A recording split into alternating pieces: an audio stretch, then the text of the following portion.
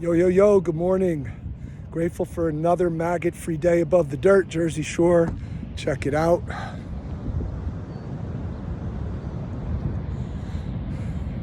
So I'm still out here doing my run, but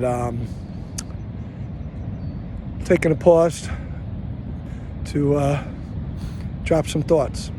So the last video was on the third foundation of mindfulness, and I said at the end of that video that we're not going to move on to the fourth because there was other things we had to cover that involved the fourth foundation, and without covering them, the fourth foundation wasn't going to make a whole lot of sense. So what I'm going to talk about in the next four videos are the four what are called noble truths. I prefer to call them the noble actions. Buddhism isn't something I believe in, it's something I do, so it's action. But anyway, the first noble truth is what this video is about, and the first noble truth is that suffering exists. And this is probably one of the most misunderstood teachings of Buddhism, even by Buddhist practitioners. A lot of times this is presented as life is suffering, and that's not accurate at all. Is there suffering in life? Yes. Is there joy in life? Yes. What the Buddha was really getting to in a deeper sense is that life is fraught with dissatisfaction and difficulty, just as much as it's fraught with joy and love. That difficulty, pain, dissatisfaction is wired into the nature of our existence and into the life itself. And if we think there's a way to avoid it, that's why we suffer. It's at the root of all suffering because we pursue and avoid things to try to eliminate difficulty, dissatisfaction, and pain. Pain is inevitable, suffering's optional. And suffering, though many might find this hard to hear, we choose suffering by how we respond to our pain. Now, I know there's someone out there right now saying, oh, well, starving children don't choose suffering, and people that are terminally ill don't choose suffering, and people that are in war-torn countries don't choose suffering. And that's not what I mean at all. What I mean by that is we choose suffering by the unhealthy relationship and habitual reactive actions we have when we feel pain. And the number one thing is to avoid pain. And this causes our suffering. So in essence, when we choose to avoid pain, we are choosing suffering. So keep it in that context, please, and don't get caught up in the bigger picture, at least not now. We're talking about the existence of suffering and the nature of our existence in relation to it. So no matter horrific the experience we're facing, we can choose to not turn our pain into suffering. And that's a huge freedom and liberation. So what the Buddhist teachings say is that there's three truths to the existence of suffering. The first is pain, that we will always face painful situations in our life because we have a mind and because we have a body, and how we respond to that is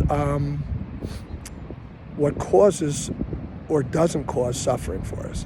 The second truth to the existence of suffering is change. Nothing is permanent or fixed. Everything ebbs and flows because it's based on temporary conditions. So change, based on how we respond to it and how we react to it, can cause us great suffering. We want to be secure in our expectations being met. We want reality to conform to our idea of how we want it. And we pursue and avoid trying to make this happen. We try to make reality to conform to our idea of how it should be. And it won't. So the more it won't, the more we pursue and avoid, and the more we pursue and avoid, the more it won't. And this is our suffering. So the irony here is if we face things the way they are, rather than trying to make them the way we want them to be, we wouldn't suffer. We might feel pain, but we certainly wouldn't suffer. So the third truth to the existence of suffering is a little trickier. It's called conditionality, and it simply means that everything's based on conditions that are temporary, including the self. So it's not that the self doesn't exist, it just means the self exists differently than we think.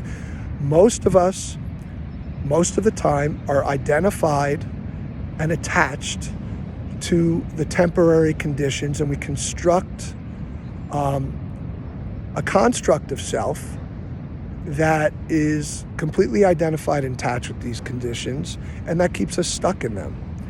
So the self, we come to call the self these conditions inherent in us, permanent and fixed, when they're really fluid. And if we come to practice wanting to transform, wanting to liberate, but how can we liberate ourselves from or transform the notion of self or things that we believe to be fixed and permanent? It's impossible. We have to first understand that the conditions, while we have to deal with them and we deal with the consequences of how we react to them, are not inherent in the self. So the true liberation and transformation we're looking for is to let go of the identification of this false ego self. And so pain, change, conditionality. And I'll get more into all of this, throughout future videos, but that's kind of the 101 of it. So suffering exists, but we play a responsibility in when it's present for us. So I hope this was helpful. And the next video is going to be on the second noble truth, which is the beginning of suffering. Why does suffering start? How does that pain turn to suffering? How do we turn that pain to suffering? So until then, peace out.